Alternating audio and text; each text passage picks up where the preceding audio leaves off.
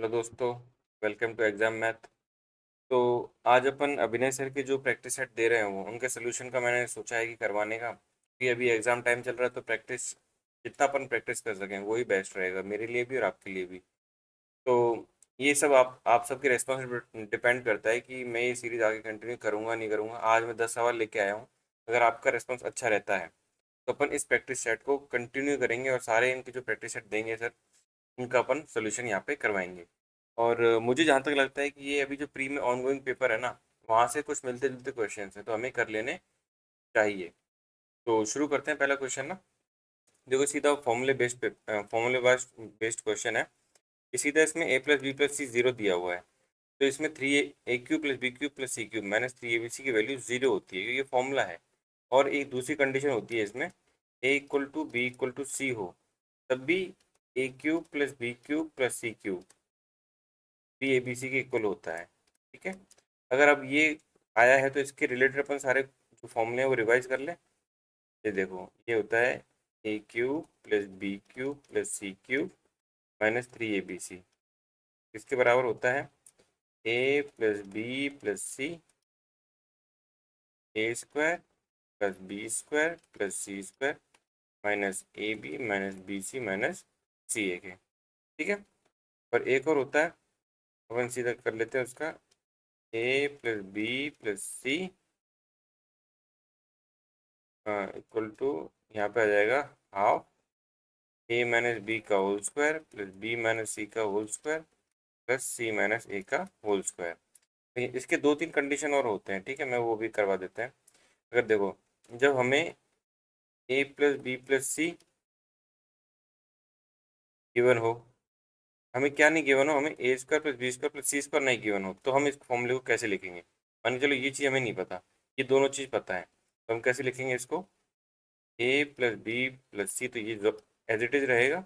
यहाँ पे a plus b plus c का होल स्क्वायर आ जाएगा minus three a b c, sorry rise into a b, मैं साफ साफ लिख देता हूँ, तो आ जाएगा rise into a b minus b c minus c. अब अगर मैंने ब्रैकेट में लिखा तो प्लस हो जाएंगे। तो एक ही होता है।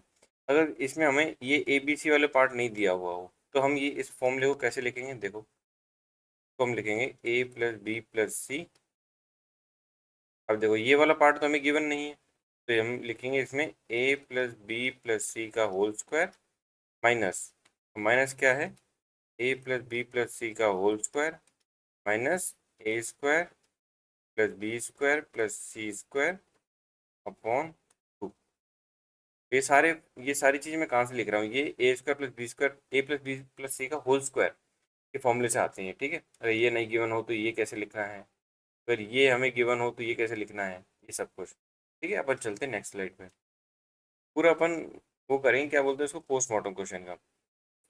इन a circle whose radius is 17, radius 17 दी हुई है हमें, the length of a chord is 30। हम सीधा सर्कल बना लेते हैं। देखो, कॉर्ड ए बी है, हम अपने मन से लिख लेते हैं नाम, इसकी लेंथ हमें 30 दी हुई है। रेडियस मतलब ये अगर सेंटर है तो रेडियस हमें 17 है। What will the distance of the chord from the centre, तो ये हमें पता करना है।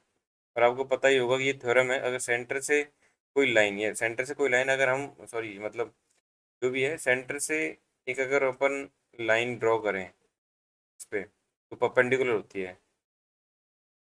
ऐसा भी कर सकते हैं कि अगर जो ये रेडियस होता है ना, ये भी परपेंडिकुलर होता है, वैसे फिर भी डिस्टेंस फ्रॉम द सेंटर पूछा तो ये परपेंडिकुलर ही होगा। ये 17, तो ये इसको डिवाइड कर दिया। हाँ, मैं कौन सी प्रॉपर्टी बात कर रहा था, कि ऐसी लाइन जो उसको बाइसेक्ट करे वो हमेशा परपेंडिकुलर होती है। सेंटर से कॉर्ड पे डाली गई ऐसा कोई लाइन जो बाइसेक्टर हो वो परपेंडिकुलर भी होता है, उसका वाइसा वर्सा। तो ये 17, ये 15, तो ये ट्रिपलेट नहीं आ गया, 8 15 17। मैंने आपको ट्रिग्नोमेट्री और ज्योमेट्री में भी बताया था कि इंपॉर्टेंट ट्रिपलेट्स, आप अगर नहीं देखा है तो वहाँ जाके देख लेना। तो ये कौन सा ट्रिपलेट हो गया, 17 15 और ये आ जाएगा 8। सेंटर फिर डिस्टेंस कितनी हो जाएगी, 8। ठीक है। नेक्स्ट क्वेश्चन क्या है, Tina alone can do a work in 12 days. Tina एक ही अकेले 12 दिन में कर सकती है। Meena can alone do in 15 days. Meena 15 दिन में करती है। If Tina and Meena assign to do the work, मतलब इन दोनों को काम करने के 18,000 रुपये मिले हैं, तो how much Meena get if they work together. अगर दोनों साथ में काम करेंगे तो मीना को कितना रुपये मिलेगा। देखो इनको जो भी पैसा मिलता है ना, जो भी इनको एमेलुमेंट्स मिलता है, ये इनकी एफिशिएंसी के प्रोपोर्शनेट होता है, मतलब wages is proportionate to efficiency. ये कॉन्सेप्ट है, तो हम इनका वो निकाल लेते हैं एफिशिएंसी, उस हिसाब से बढ़ जाएगा। 15 12 का एलसीएम कितना होता है 60, 12 पंजे 60, 15 चौके 60। तो how much Meena can get, Meena कितनी है 4/9 ओवर 18,000, 9 दूनी 18, 4 दूनी 8,000, तो इसका 8,000 मिल जाएगा मीना को। ठीक है, next question, what will be the compound interest on 14,000 for 2 years at 10% per annum compounded annually। Annually compound कर रहे हैं, सीधा में देखो मैंने तो याद कर रखा है 10 का, 2 साल का, 3 साल का। 2 साल का 21% होता है, 3 साल का 33.1 होता है। ठीक है सीधा, तो 2 साल का 21%, 21% का और 14 का 21%, 14,000 का 21% मतलब 140 × 21, क्योंकि ये 10% और 140 1%।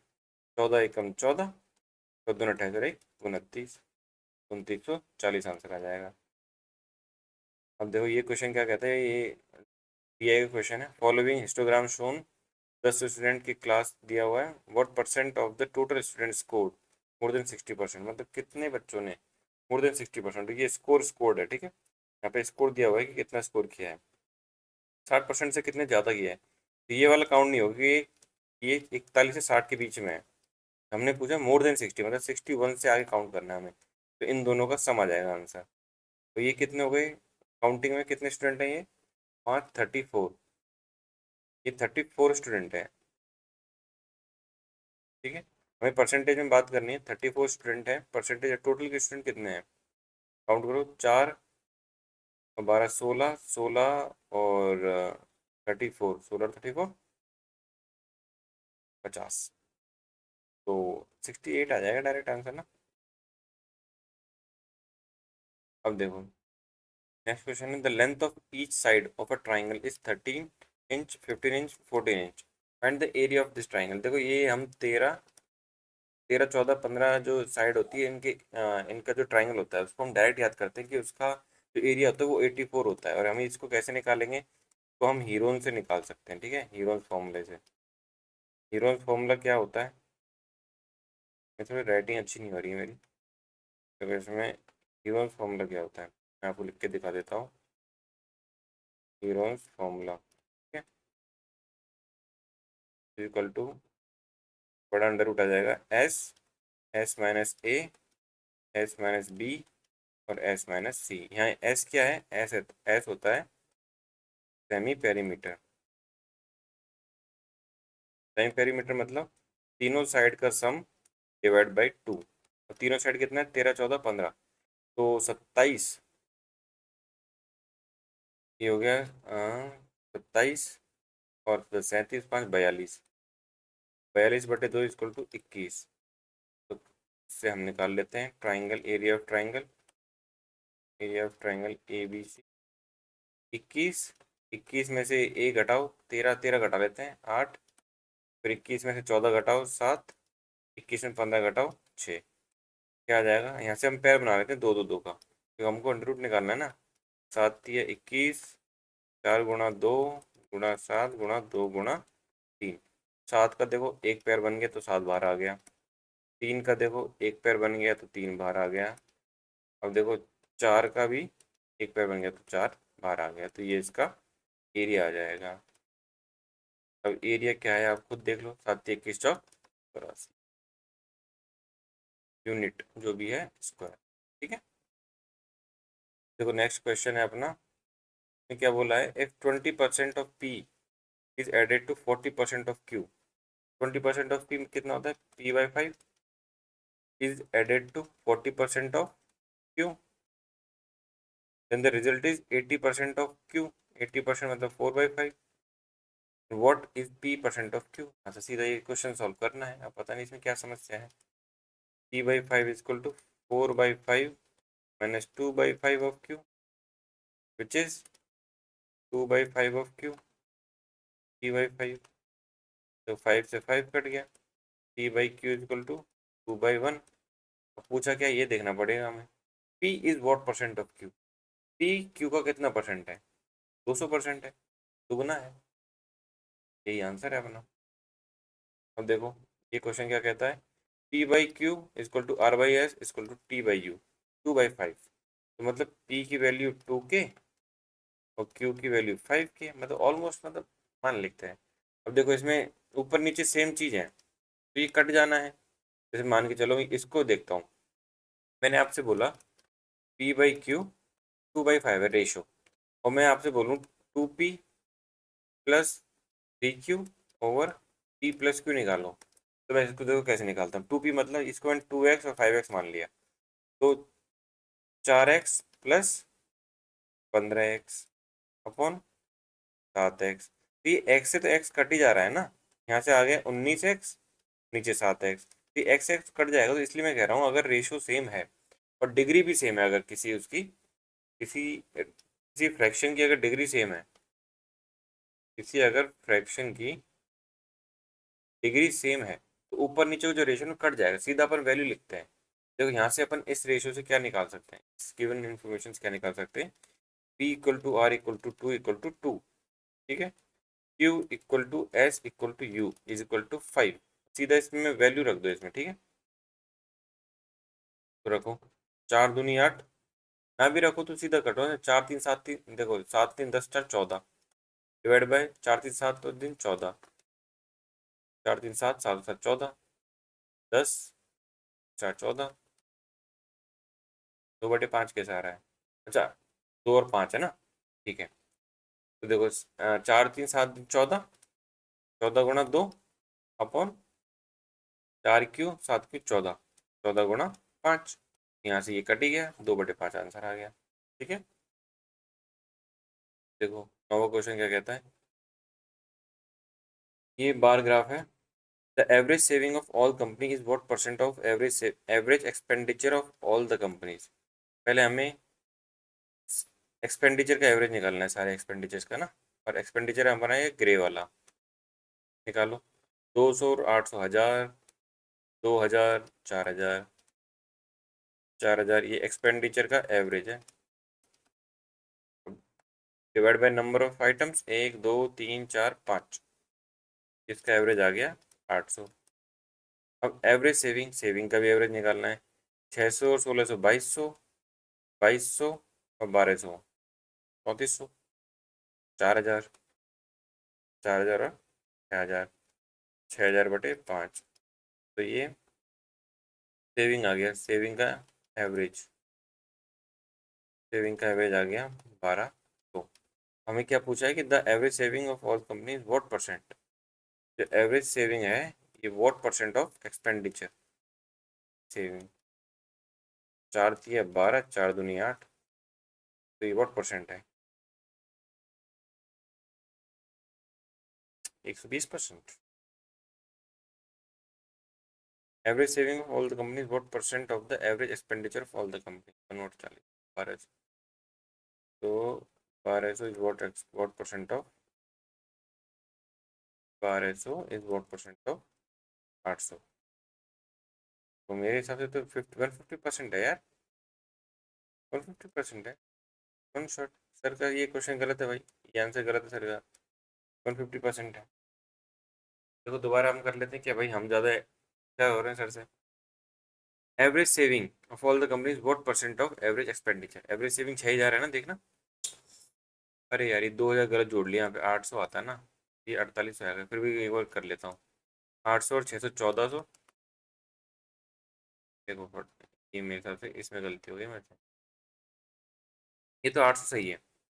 800 और 600 1400, 1400, 1600, 2600, 3200, 4200 और 4800, हाँ ये 4800 आएगा, जो मैंने 6000 लिखा है ना, मैंने ये 6000 लिखा है, यहाँ आएगा ये 4800। तो ये कट गया पनम 45, 3 5 960, हम निकाल देंगे 800/960 गुणा 100, एक जीरो से एक जीरो गया, कर लो यार। 4 दूनी 8, 16 पंजे 80, 16 चौक 96, 16 16 छिकी 96, 120, 120। ठीक है साहब। अब अगला question, what is the value of 44 multiply by 12? इसका मान निकालना है, देखो। ठीक है, 7 10 5 15, 3 9 3 और एक 10, 7 3 10, 7 10 4 10 और 3 14, 7 और 3, 7 और 3 10 और 3 13, 13 का मतलब 4। हम डिजिटल सम से करेंगे इसे। ठीक, 4 4 8, 8 3 24 का 6। ठीक है, माइनस 130 मतलब 4 प्लस 7, 7 4 11, 11 मतलब 2, 6 में 2 गया 4। हाँ, देखा डिजिटल सम। ये तो मैंने छोटी चीज़ों पे लगाया, आप इसको बड़ी चीज़ों पे लगा सकते हो। अगर आपको मेरा एक्सप्लेनेशन अच्छा लगा हो तो प्लीज़ अपने इस चैनल, नए नए चैनल को सब्सक्राइब करना, और सब्सक्राइब ही कर दो इनिशियली तो यार। पहला माइलस्टोन अपना 100 करने का है। अभी मेरे कुछ 48 सब्सक्राइबर्स हैं, तो इसे 100 तक पहुंचाना है पहले। देखो छोटे छोटे टारगेट रखते हैं अपन। एसएससी में हम छोटे छोटे टारगेट रखते थे। 100 से मुझे फिर 500 पे जाना पड़ेगा, 500 से फिर हम 1000 का स्प्रिंट मारेंगे। ठीक है, तो अगर आपको अच्छा लगा हो तो प्लीज़ शेयर कीजिए, सब्सक्राइब कीजिए, भाई को सपोर्ट कीजिए। ठीक है, थैंक यू, बाय बाय।